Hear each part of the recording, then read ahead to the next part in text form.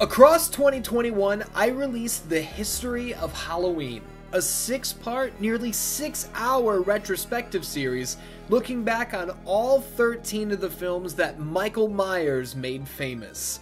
The Shape, the Boogeyman, call him what you will. Those blue coveralls and that white mask are known the world over, and for good reason. Several times across that series, I labeled Michael Myers as arguably the most famous slasher villain of all time. Many of you agreed with me, hundreds of thousands of you, as a matter of fact. But there were some who took the arguably part very seriously. They saw our butcher knife and raised us one comically large machete. They turned their backs on the William Shatner hood in favor of a goalie's facial protection. Jason Voorhees. I'm talking about Jason Voorhees. Why open a franchise retrospective about the star killer of Camp Crystal Lake by talking about Halloween? Well, that's an easy one. Friday the 13th began its life as a complete and utter ripoff of Halloween. That's not me talking smack. That's not an insult. It's true. Remember when Jason pops out of the lake at the end of the first movie? That was thrown together on the fly because the team wanted a jump scare that was something like Carrie. These copycat jobs would not be the monster under the hockey mask's lasting legacy, though. Over time, Jason became his own man. Or his own boy. It's hard to say sometimes. Friday the 13th would step out of Halloween's shadow and, on multiple occasions, defeat the Boogeyman head-to-head at the worldwide box office, proving to moviegoers and hardcore horror hounds that, yes, Jason was indeed an icon of the highest caliber.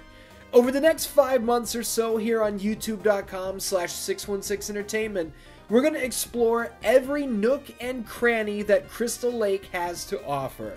From the original offerings to the Tommy Jarvis trilogy, between New Blood and New York, from hell to space, and even the showdown with Freddy Krueger, I mean it. We will savor every drop of blood, every solemn scream. YouTube won't let me tally the butts and boobs, but we'll appreciate those silently. Hey, this is only the beginning. I grew up a massive Halloween fan. You have seen the pictures on this channel to prove it, but fear not, because I was a little Crystal Lake kid too. Welcome to the history of Friday the 13th Part 1, the original trilogy.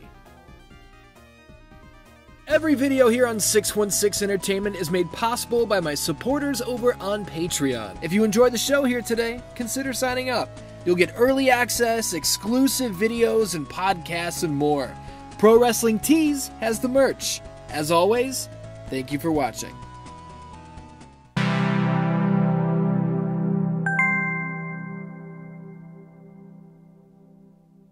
Everybody has their first experience with Friday the 13th.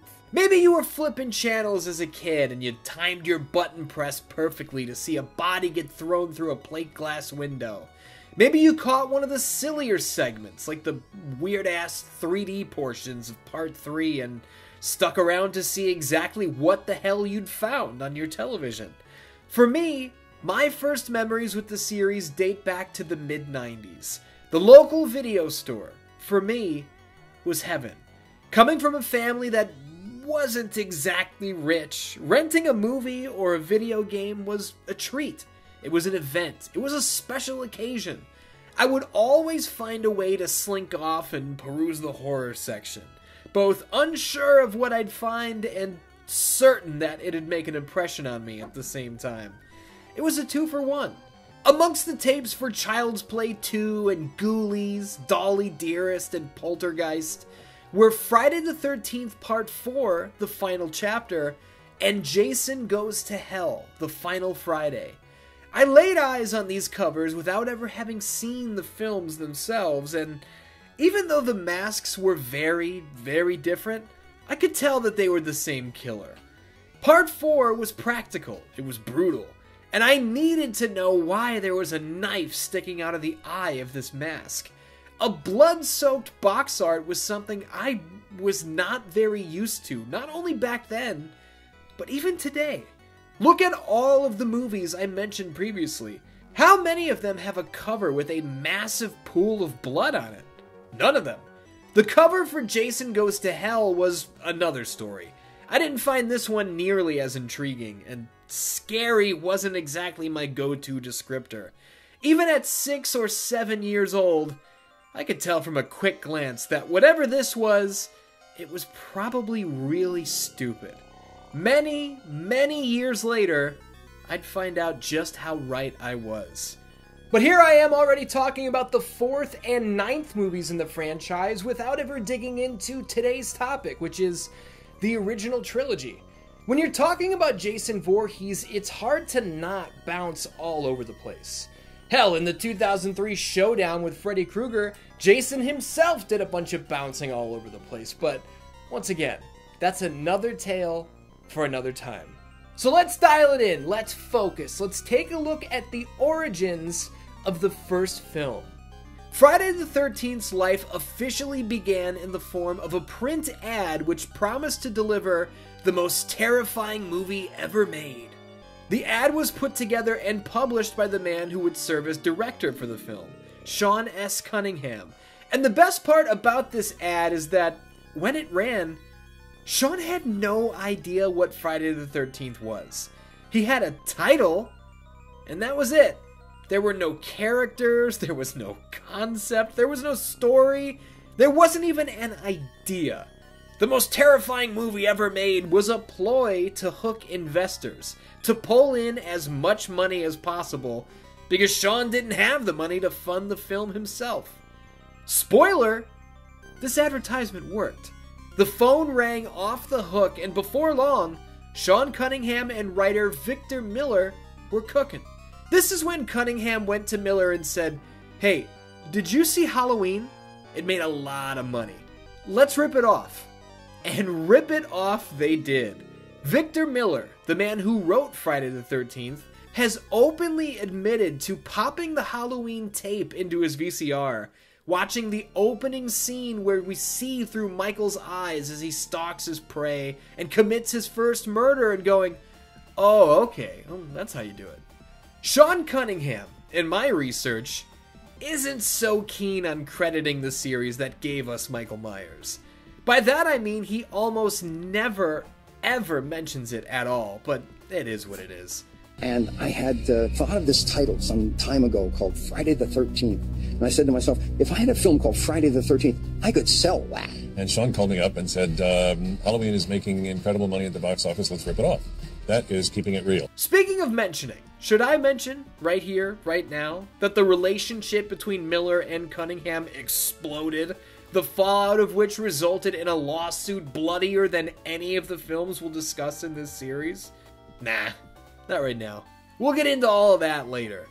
Friday the 13th wasn't the first time that Cunningham and Miller acted as a tag team, having previously paired up for Here Come the Tigers and Manny's Orphans, neither of which have you seen.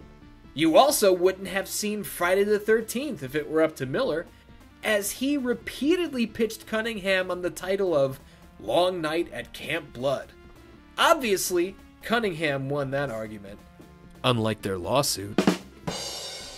The team behind this film goes deeper than just this writer-director combo though, so let's open up the floodgates. Despite recycling and rehashing many concepts from Halloween, this original Friday movie had one major element that Michael Myers' first outing didn't, that being brutal violence.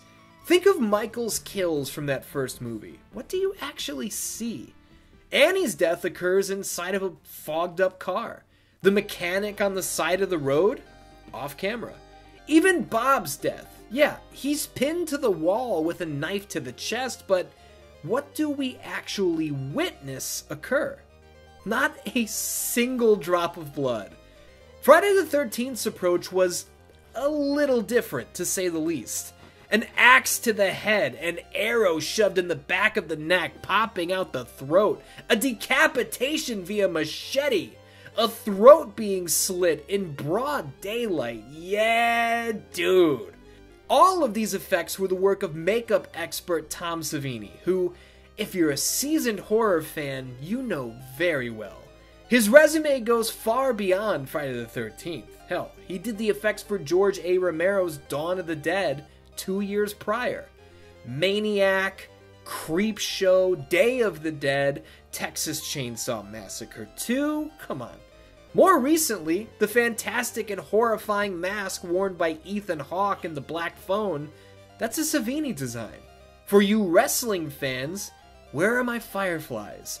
The Fiend's belt was a Savini creation. The term legend is thrown around a bit too often these days, but Tom Savini carries the label, and deservedly so. I don't think it's very important to run down the entirety of the cast because, honestly, only one of them will return for the sequel. Our leading lady, Robbie Morgan, plays Annie the Hitchhiker, who is on her way to Camp Crystal Lake. Oh wait, never mind, she's not our lead. They pulled a psycho here and killed off who we thought was going to be the star in the early going. Our leading lady, Adrienne King, plays the role of Alice, a camp counselor who gets caught up in much more than she was expecting. Oh wait, this guy comes back for the sequel too. Crazy Ralph tries to warn everybody not to go to Camp Blood, as he calls it, claiming that the grounds have a death curse. What does that mean? Honestly, we have no idea. And I think that's a perfect springboard into the story of the film. The year is 1958. The place is Camp Crystal Lake, a beautiful but secluded wooded area in New Jersey. Counselors sing songs around the fire, and before long, two of them retreat into a cabin to get down to business. It is at this moment that the two are brutally murdered. Friday the 13th smashes into the foreground, and we transition to present day. Wait, who killed those people? I don't know. Why were those people killed? I don't know. And that's the thing, throughout 90% of this film, we don't know. If you're anything like me, you saw this movie years and years later. You already knew the twist. You already knew about Jason Voorhees. But if you blindly headed out to the theater in 1980 when this movie released, it was a mystery what the hell was going on. And I think that that's an aspect of this film that is largely forgotten today. The rest of the movie, basically, is centered around young people. A new group of counselors trying to whip Camp Crystal Lake into shape before the kids arrive for the summer. Nobody really has any sort of backstory at all. The setting itself is practically the main character. Crazy Ralph told you not to come here. The cop who shows up for no reason says there's not going to be any funny business going on around here. The trucker who offers Annie a ride says the place is jinxed, that there were 2 murders in 1958, and a boy that drowned in 1957. Do you see what I mean? None of these characters can hold a candle to the setting. Camp Crystal Lake is the main character. That's it. It's a slow build. There's a ton of just straightening up. Alice has no idea how to use a hammer. I can't believe this made the final cut. Kevin Bacon, yes, that's Kevin Bacon, is a prankster, as if we've never seen that before. The crew thoughtlessly kill a real snake for the sake of their stupid movie, which does legitimately bother me. Unlike the Halloween franchise, you're not gonna find many people accusing the original Friday the 13th of being the best film in the series. It's boring. The counselors start getting picked off, one by one. Boom, boom, boom. The aforementioned arrow through the throat is an all-timer. Throughout all of this mayhem and murder, we still have no idea what's happening or why. Then, at the 1 hour and 15 minute mark of a 1 hour and 35 minute movie, Betsy Palmer of Broadway and big screen fame shows up out of nowhere. She's playing Pamela Voorhees, the mother of a boy named Jason, the very same boy who drowned at Camp Crystal Lake in 1957. The murders that occurred the following year, those murders were carried out by Pamela. The counselors who were killed were the very counselors who she believed should have been keeping an eye on her poor son. We see her delusions and hallucinations playing out in real time, hearing Jason's voice crying for help. She's even responding to him. She even confuses Alice as the specific counselor who let him drown, despite the fact that Alice has no idea what the history of this place even is. Several struggles ensue before, finally, Alice, out of desperation, puts a violent end to Pamela's reign of terror. She boards a canoe, paddles out to the safety of the water, and falls asleep. In the morning, police arrive to the scene when a ghoulish, rotting boy from beneath the waves pulls Alice into the abyss. Or, actually, he didn't. It was a dream. That's a little deflating. That's the story of Friday the 13th, Dan Dans. There is not much to it. The boy in the lake dream sequence was indeed tacked on at the last second because the crew felt they needed a chair jumper, or jump scare in today's terminology. Basically, they had already knocked off Halloween and Psycho, and now they wanted to steal something from Carrie. It was makeup artist Tom Savini who pitched Jason in the Lake being a dream sequence. There were ongoing debates about how a dead boy in the water didn't make any sense and that nothing up to this point was supernatural, so why would you break the rules now? Tom Savini stepped up and said, just make it a dream. You can get away with anything in a dream. Director Sean Cunningham has gone on record saying that, at the time, he was against Jason emerging from the lake because not only was no one thinking of the next Friday the 13th, they couldn't imagine the need for another one. Man, small beginnings, right? Fans of the franchise, to this day, go back and forth on this surprise ending. Should the film have cut to the credits after Alice was pulled under the water, without the reveal that it was a bad dream? Should Jason not have appeared at all? Should the movie have ended after Alice killed Pamela? It's a matter of taste. For me, it is what it is. I can't control what they did, so I don't lose any sleep over it. Someone who did lose sleep was film critic Gene Siskel. Not about the ending with the boy in the lake, no, but over an icon like Betsy Palmer lowering herself to such a disgusting, dastardly role. Siskel was so offended by her decision to take the part that he posted her address in his column in the Chicago Tribune and encouraged readers to send angry and disappointed letters to her home. I am not kidding. What a boneheaded bozo thing to do. He also screwed up and gave the wrong address, so luckily, Betsy never received a single letter to her home. Who knows if anyone even wrote one to begin with? I would like to think that any reader who saw that found his behavior embarrassing and ignored it, but there's really no way of saying. Palmer gives what is without a doubt the best performance in the movie. No surprise there. And it's a shame she's only on screen for a few minutes. Realistically, having her show up at the very end was all Sean Cunningham could afford. Obviously, they would have loved to have her around the entire time, but this was a small-time film with a small budget of just $500,000. If you've ever felt like Betsy Palmer was kind of the Donald Pleasance of Friday the 13th, you're not the only one. Getting an established, older star was another move straight out of the Halloween playbook. And it's a play that I would argue Friday the 13th ran to great success. And success, that's a word that would become synonymous with the series.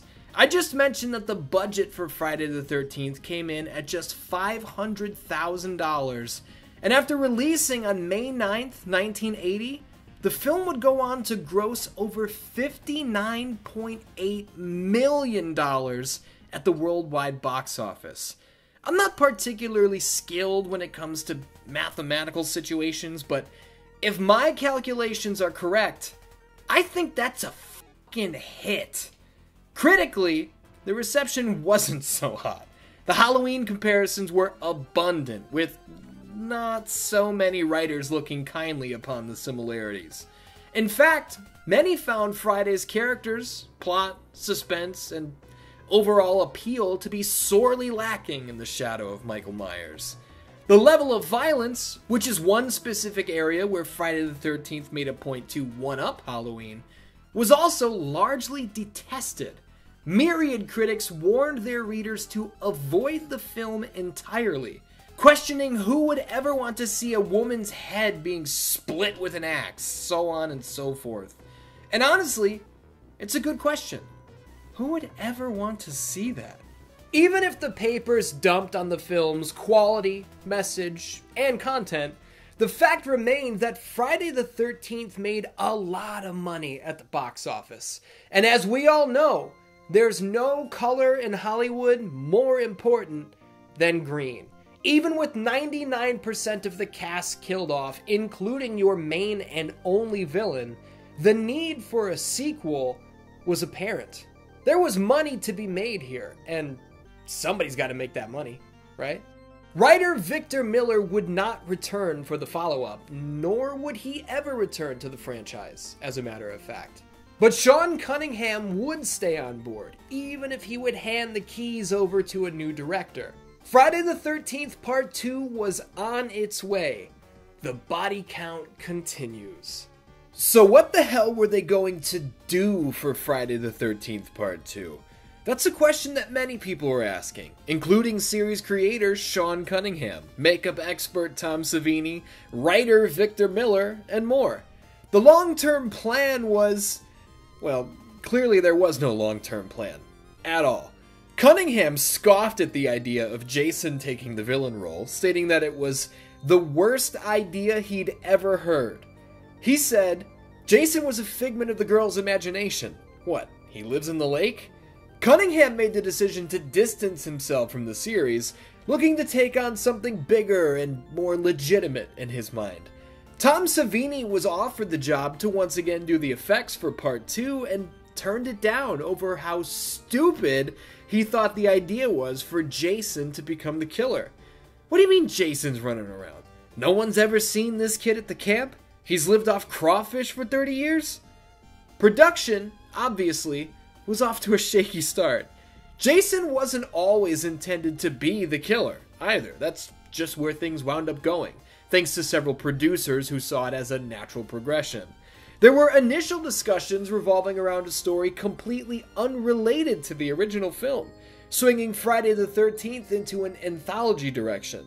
If you're typing up a comment about how this is once again trying to be a Halloween knockoff, don't bother. Halloween 3, Season of the Witch, the film that attempted to leave Michael Myers behind for an anthology approach, was still over a year away. Halloween 2 wasn't even in theaters yet, so hold your horses. Just because Friday the 13th rips off other films all the time doesn't mean everything they do is a ripoff, alright? The empty director's chair would be filled by a man named Steve Miner, who had served as producer and assistant director on the original Friday. Miner would go on to work as a second unit director on the underrated classic Night of the Creeps. Really?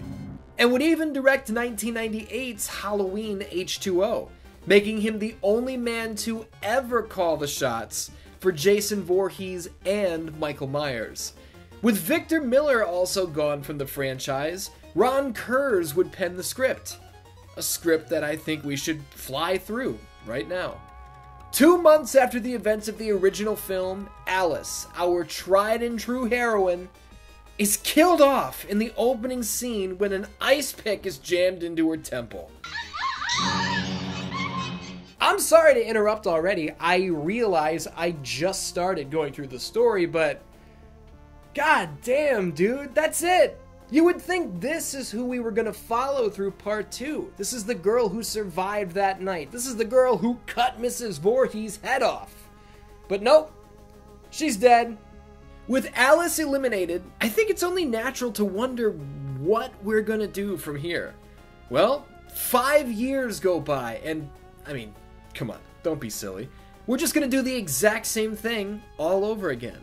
A new group of young people are setting up their stay at Camp Crystal Lake. Paul Holt is the ringleader this time, and his goal is to train a new set of camp counselors. He's well aware of the stories surrounding the area and attempts to diffuse any lingering fears by making a joke out of the events, calling them ancient history. It's funny, though, the story has changed a bit. Jason no longer drowned and died in 1957, with the legends now insisting that he survived, that he witnessed his mother's murder, and that he stalks the campgrounds to this very day, seeking revenge. It's worth noting that Paul and the others aren't exactly walking the same paths that Alice and the prior counselors walked. Camp Crystal Lake is indeed closed off to the public. Paul and the gang are slightly off to the side, which is hilarious. This is the story of the film. These kids are killed off, one by one, in even more gruesome fashion than the previous installment. Eventually, Paul and Ginny, the only two surviving characters, discover the severed head of Pamela Voorhees, which her son Jason has kept in the cabin where he's hidden out for 25 years. Ginny, having listened closely to all of the stories and myths surrounding the killer, puts two and two together. She realizes that the only person Jason ever really knew was his own mother. She plays the role of Pamela in an attempt to trick Jason and nearly pulls it off before it all falls apart. With one final blow, Ginny cuts Jason all the way down into his heart with a machete, putting the psychotic monster out of his misery. Paul and Ginny are reunited with the beautiful Miss Muffin, and all is well. Wrong! Jason, in all his unmasked, grotesque glory, explodes through the window to strike one last time. And then all of a sudden, Ginny's being loaded into an ambulance. Jason's gone, Paul is gone, Muffin is gone. Who knows what the hell happened? Once again, a surprise Jason ending is left completely ambiguous. Maybe it happened, maybe it didn't. Maybe Jason died from the machete and this attack was a dream? Who knows? Pamela's severed head is our closing shot, insinuating something. I don't know. Now, I realize my delivery there maybe sounded a little labored, possibly even bordering on negative, but let me be very clear about one thing. Friday the 13th Part 2 is much, much better than the original. There's no doubt about it. The story of a Friday the 13th movie is never really going to be the main aspect that we write home about, you know? So to kind of blaze through it does not necessarily mean that I hated it. Quite the opposite, actually. In fact, let's focus in on what makes Part 2 so much better than the original. First of all, the characters themselves are worlds ahead of the prior film's collection of bodies. That's really all they were. They were victims, waiting to be killed. In Part 2, writer Ron Kurz and director Steve Miner actually gave the audience a reason to care about these people. Mark is a straight-laced but fun-loving dude confined to a wheelchair due to a motorcycle accident in his past. An accident that he hasn't let define the entirety of his life. Vicky is very clearly in love with Mark, finding his resolve and determination magnetic. These two aren't your throwaway counselors that are just banging in the woods all the time for no reason. We actually want these two to hook up because they seem really good for each other. Ginny, our new lead, isn't a ditzy idiot. When she hears the stories about Jason, she takes them to heart. Out at the bar while everyone else is getting drunk and goofing off, she's sitting there poring over these horribly sad stories. Because that's what they are, really. This was a little boy who was mentally handicapped. He drowned because no one was watching after him. And that's canon, by the way. The original writers saw Jason as a boy who was, and I quote, slow, and needed a little more help than the other kids. That's sad. And Ginny's the only one who seems hurt by it. But Paul's not a dickhead either. He's not out here lying about his intentions. He wants to open the camp back up because it'll be, one, something positive he can do, and two, it'll be good for the community to move on and get back to business. Do you see what I mean? These characters have something. Don't get me wrong, there are nothing throwaway sex people too, those being Sandra and Jeff. These two filmed a graphic sex scene together, with Sandra being shown fully naked, a scene which was removed and destroyed after the crew realized that Marta Kober was only 16 years old at the time they filmed it. Whoops! I personally don't find part 1 to be scary in the slightest. But there's one specific line in part 2, though, that sends a shiver down my spine. When Paul and Ginny are searching the cabin, Ginny says, "Paul, there's someone in this room." Every time, man. That will always get me because we all know what she's feeling. She doesn't know who it is, she doesn't know where they are. But sometimes you can just feel when something is wrong. You can feel when someone else, someone who isn't supposed to be there, is with you. Paul, there's someone in this room! Oh man, that's good shit. As previously mentioned, the kills are even better, which always pops me. The MPAA once again wagged their finger at Friday the 13th, forcing director Steve Miner to remove nearly an entire minute of violence. Now that might not sound like a lot, but sit in silence for 54 seconds and get back to me on how long that felt. Interestingly enough, the cut footage was discovered in FX man Carl Fullerton's personal collection. Seeing what was once thought to be lost Friday the 13th film is like an archaeological discovery for horror fans, right? And speaking of Carl Fullerton, the man who stepped into Tom Savini's old gig, let's get a round of applause. I learned in my research through the fantastic Crystal Lake Memories that Fullerton had just one day to conceptualize, design, and create the prosthetics for Jason's face. One day, man. Some of us are lucky if we can get the house cleaned in one day. Under the burlap sack, playing the iconic Jason Voorhees, were Warrington Gillette and Steve Dash. Now, why two actors? Well, Warrington Gillette, depending on who you ask, was either fired or quit the film after the shot where Jason slams through the window. Getting this shot was apparently hell on earth, with the harness and pulley rig not functioning properly, the window not breaking the right way, so on and so forth. Steve Dash stepped in and carried the torch. Neither actor were told ahead of time that they'd be wearing a sack over their head, and neither were very happy about it, as you might imagine. I personally cannot get the image out of my head of the Phantom Killer from 1976's The Town That Dreaded Sundown when I look at this iteration of Jason. Maybe a little bit of inspiration there? You tell me. I'd also like to mention that both Friday the 13th Part 2 and Halloween 2 feature a police officer getting the back end of a hammer jammed into the top of their head. But Friday the 13th Part 2 did it first. I've made note of the many lift jobs Jason pulled from Michael, but in this case, Jason was the originator. I could keep listing off things about Friday the 13th Part 2 that I enjoyed, but I respect your time and we still have to look at Part 3 after this, you know? I don't want to keep you all day. So now we will transition from compliments to complaints, because not everything about Part 2 is perfect. Crazy Ralph returns from the original and is killed without really doing anything at all. I almost feel like if he wasn't going to have anything to do, why not just kill him in the original? The beautiful Shih Tzu, Muffin, is allowed to just walk around in the woods by herself. Why? How? This isn't a farm dog. This isn't a cattle dog. Shih Tzus can't just be out and about by themselves. I mean, did Patches Lugosi run this company behind the scenes? Sure. Does Panda Bear Karloff now have a job at Burger King while acting as the chief financial officer of 616 Entertainment? Absolutely.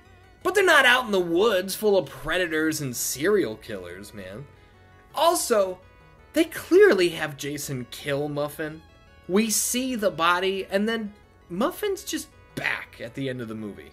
Does this mean that the end is indeed another stupid dream? Who knows? Number one, don't kill dogs in your movie. Ever. It's cheap heat. Number two, I've decided that this is not a dream because I want Muffin alive. So that's that. Part 2's writer, Ron Kurz, has claimed sole responsibility for the Jason character as we know him, stating that him being different and popping out of the lake at the end of the original film was all his idea, and that he has never gotten credit for it. What is with this series and the major players never being on the same page? Betsy Palmer, Mrs. Voorhees herself, makes an appearance here in Part 2 for just a few lines, but she actually died without ever having seen the movie.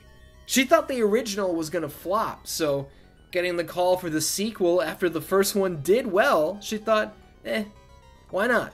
Maybe it's better to go that route than to be Donald Pleasance in Halloween 5. Poor son of a bitch.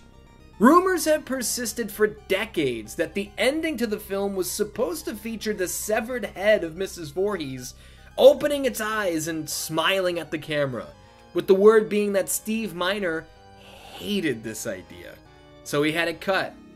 I would label that as a good call. Series creator Sean S. Cunningham left Friday the 13th looking for something bigger and better, something more legit in his own words. He said he was kind of waiting for Hollywood to give him something great, and they never did. Cunningham would next direct yet another horror film, A Stranger Is Watching, which would quietly tank at the box office. The plan from then was to reunite with Friday the 13th Part 1's writer, Victor Miller, for a sexy comedy called Spring Break. That is, until Cunningham fired his longtime friend over the phone.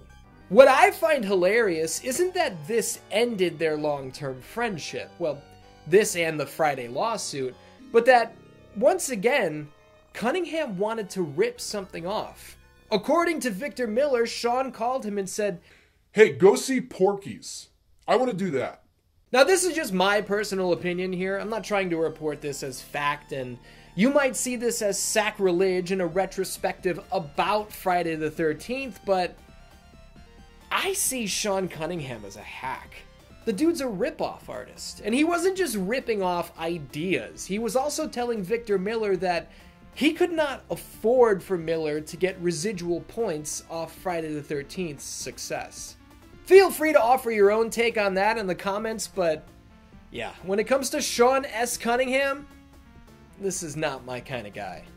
Friday the 13th Part 2 hit theaters on May 1st, 1981, and on an improved budget of $1.25 million, pulled in nearly $22 million at the worldwide box office. Are those numbers down significantly from the original? Absolutely. But is that still an extremely profitable picture? 100%. Halloween 2, the sequel to the film that inspired Friday the 13th, would release just 5 months later, earning $25.2 million at the box office. Hey man, that's not too shabby. From rip-off to side-by-side competition, it was clear that Friday the 13th and Jason Voorhees were not a one-and-done fluke. It wouldn't take long to know what would come next. The following year, it was time to enter a new dimension of terror. What does that mean? A new dimension in terror. It means that this movie was made specifically for a 3D presentation. Look, people make fun of Friday the 13th for Jason X going to space. People make fun of Friday the 13th for Jason Goes to Hell. I mean, we'll get there eventually, alright? But what I'm getting at is, I think people forget that we're only 3 films into the series and they're already diving into the deep end of the gimmick pool. If you're wondering if the 3D gimmick ruins this movie, I will state in the early going that, yes, it does. You know, for years and years, decades really, I touted Friday the 13th Part 3 as one of my favorite films in the entire series. Coming back to watch it again so that I could take my notes for this retrospective. Wow, man. I feel like I'm from another universe, you know? It's a Mandela effect sort of thing. I feel like I'm from a timeline where Part 3 is a good movie. I couldn't believe what I was seeing, man. This movie sucks. Let's knock out the story so we can dig into what exactly works and what doesn't. It's the day after the events of Friday the 13th Part 2. Does that make this technically Saturday the 14th Part 1? Yes, it does, but ignore that, I guess. A new group of young people arrive to a summer home on Crystal Lake. Shouldn't this be an active crime scene? Ignore that, I guess. These kids are killed off one by one, and then Jason fights and loses to another small woman in a one-on-one battle. In the end, Chris, our final girl, is attacked once again by Jason. Just kidding, it was a dream. In the end, Chris, our final girl, is pulled under the waves by Pamela Voorhees, who now has a head again. Just kidding, it was a dream. She's carted off by the police, and Jason is dead. That's it. That's really it. Now, if you're thinking, that's not a story. Nothing happened. It was just Jason killing more people. Yes, there are no added layers. There are no returning characters. There's really no point for Friday the 13th Part 3 existing at all. Now, I mentioned that there are no returning characters, and yes, that includes Ginny, our sole survivor from Part 2. Amy Steele, the actress who played Ginny, was offered a starring role here in Part 3 in a movie that would have focused on Ginny in a sanitarium. A sanitarium where people are being mysteriously murdered. Could it be Jason? Long story short, Amy Steele turned the part down. She has stated since that she's not even sure why she turned it down. It could have been that her agency weren't happy with the money or that they saw bigger things for her future, but yeah, the Ginny character holds a 1-0 winning record over Jason Voorhees, and then she rode off into the sunset. With that story scrapped, we're just back at Camp Crystal Lake. Another set of bodies to be stacked up. I can dig a little deeper into what literally happens scene by scene to try to make it more interesting, but there's not much to say. Chris tells Rick, the guy who is constantly complaining that she's not having sex with him because he came here to the house and he deserves sex apparently.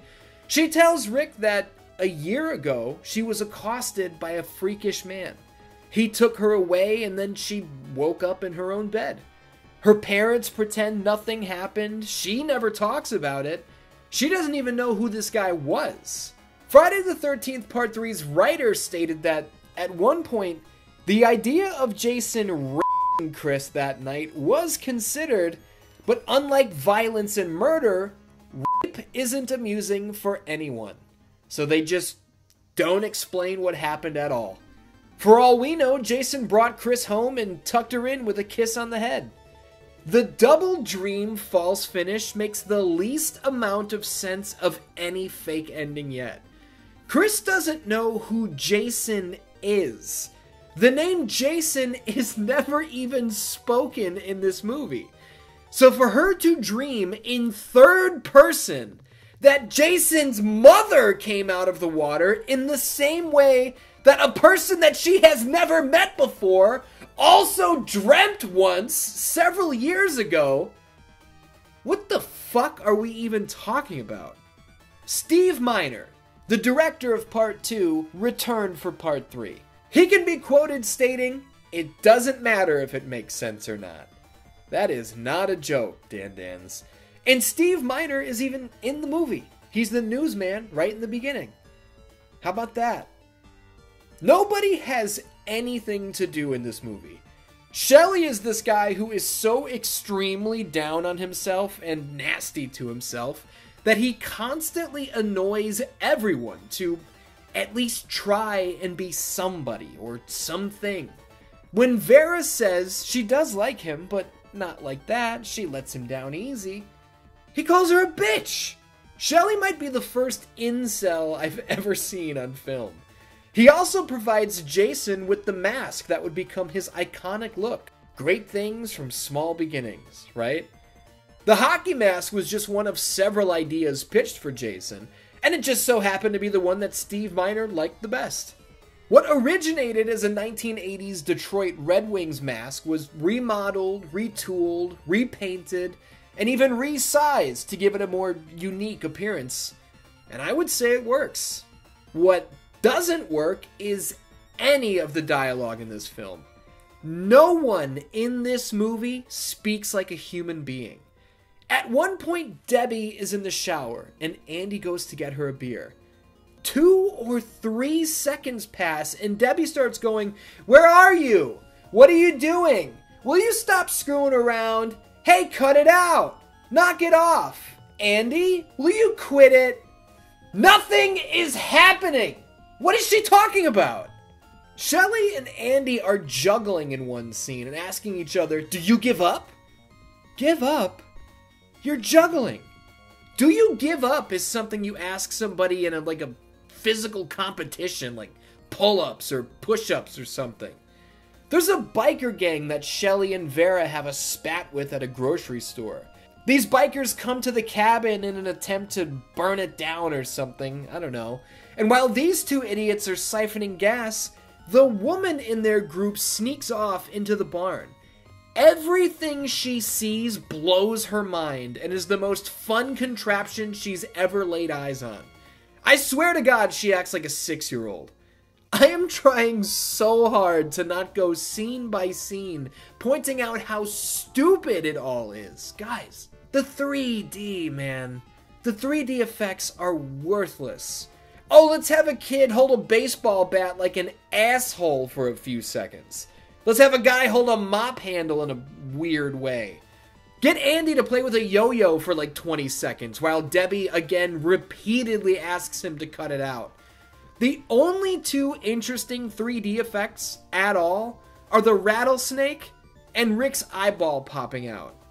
The 3D albatross hanging around this film's neck absolutely ruined the entire picture. With something as simple as a fire poker stab or a wallet throw taking upwards of 35 takes to perfect. Larry Zerner, the actor who played Shelley, told Crystal Lake Memories author Peter Brack that the acting, the performances, none of it mattered. As soon as the 3D scenes were nailed down, they'd get 1 take for dialogue and then it was on to the next. No matter how stilted or horrible it came off, it didn't matter. We got it? Let's move on. I think that's pretty clear in watching the movie. What's not clear is the fucking camera itself. The lens is filthy throughout the entire duration of the film. It's unbelievable. Alright. Man, I'm gonna switch over a little bit. I realized that was very negative. I realized there was a lot of complaining going on there, but I gotta be honest, man. Part 2 was so much better than I remember it being, and Part 3 was so much worse. I'm not here to sell you these movies. This isn't a Friday the 13th commercial. It's a retrospective, and from time to time, there are going to be movies on this list that I'm not very pleased with. It is what it is.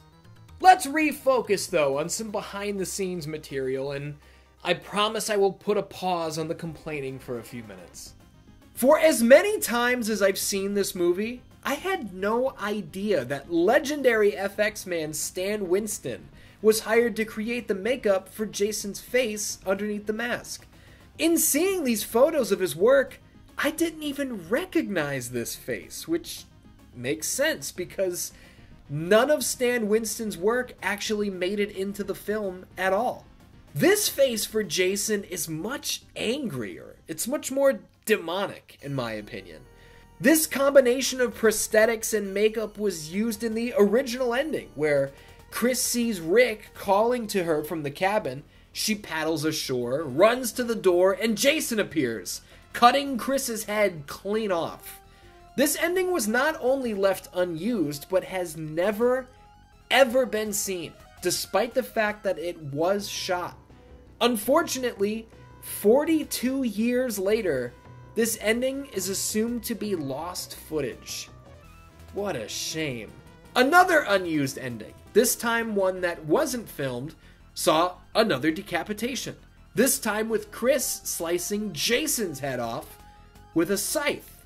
But the producers thought that that was too definitive. Hey man, what can you do? I find it funny when Jason reveals his face to Chris, basically saying to her, "It's me, bitch. I'm that guy from that night." Up to this point, we've only known Jason as a mentally challenged little boy who's out for revenge. Now he's a vindictive, self-referential maniac? I guess so. I also find it interesting that Jason still runs here in Part 3, something that many seem to forget. Dude used to get around, man. We hear his voice on multiple occasions. The hangman spot off the side of the barn, to me, is an underappreciated visual. Come on, that's awesome. Nothing is supernatural up to this point, so how did Jason survive this?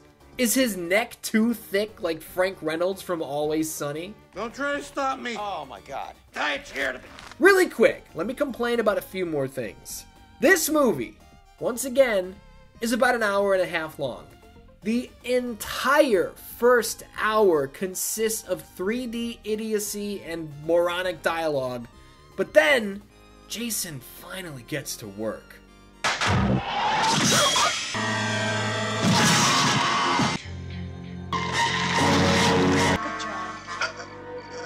But only for a second, because we need to see this Tommy Chong looking ass loser catch 3D popcorn in his mouth.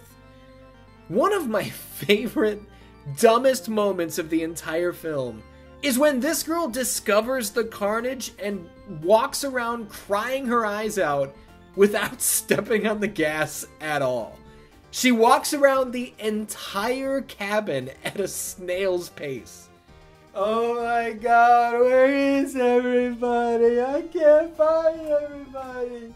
Somebody help me. I don't know where everybody went. I think everybody's dead or some bullshit. I don't know. I left the house and I don't know where everybody... Where is everybody? I'm sorry. I had to. Now this is not a complaint. Quite the opposite, actually. The theme music for Friday the 13th Part 3 is so jarring and out of line with everything else we've heard thus far that it takes you by surprise. But god damn is it awesome.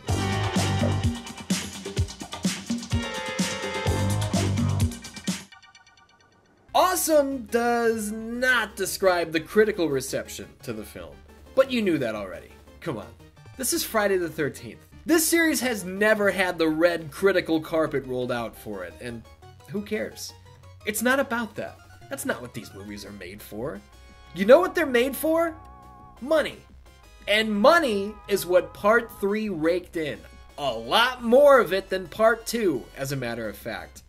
On a $2.2 million budget, Part 3 drew $36.7 million at the worldwide box office.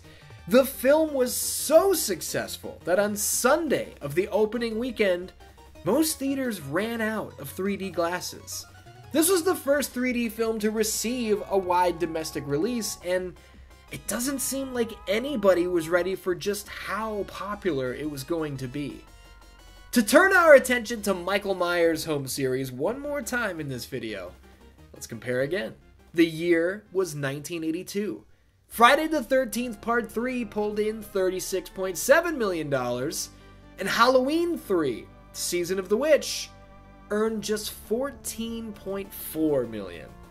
Now Jason couldn't really call this a win over Michael, seeing as though The Shape wasn't in the third Halloween film, but Friday could certainly notch a W over Halloween.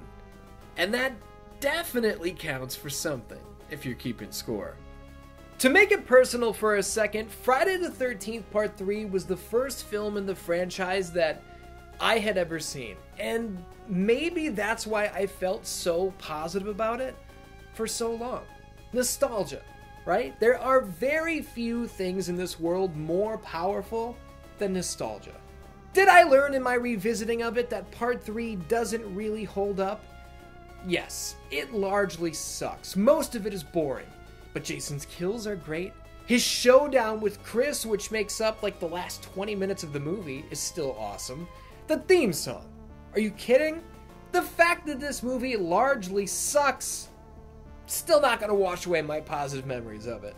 I probably saw Part 3 first because it was the first tape to show the hockey mask on the back of the box. I'm in my mid-30s. I'm from the era where you would go to the video store and pick up the tapes and look at the back of the box. That's how you would decide what you wanted to rent. I don't know how I knew about the hockey mask. It was just in my head. It's like how when I was even younger, I had never seen wrestling before, but I knew who Hulk Hogan was, you know? Friday the 13th Part 3 began my love of the franchise, and luckily for me, Part 4 was even better. Arguably the best yet. But that's a story for next time. The 4th, 5th, and 6th movies, also known as the Tommy Jarvis trilogy, will carry us through the next installment of the history of Friday the 13th. Thank you so much for watching the history of Friday the 13th, Part 1, the original trilogy. Now let me state real fast. At the time that I'm filming this, I have no idea if the video you just watched is censored. I don't know if it was black and white, I don't know if it was blurred out, I don't know if Jason's kills had to get pulled. Nowadays, there's really no way to know whether or not YouTube's going to be mad at me about anything. So, if the video you just watched was censored, it was not my call, and there will be an uncensored version over on patreon.com/616entertainment. If you're asking yourself, is it annoying for him to have to do this and not even know whether or not he's going to be able to upload it? Yep. I'm a one-man crew. I write these videos, I shoot these videos, I edit these videos, I upload these videos. I do it all by myself. So if you want to unlock exclusive videos and podcasts and early access and all sorts of things and build toward the brand new Patreon goals, which unlock even more videos, you can support me over on patreon.com/616entertainment. Either way, thank you for watching. I love you. And I'll see you next time.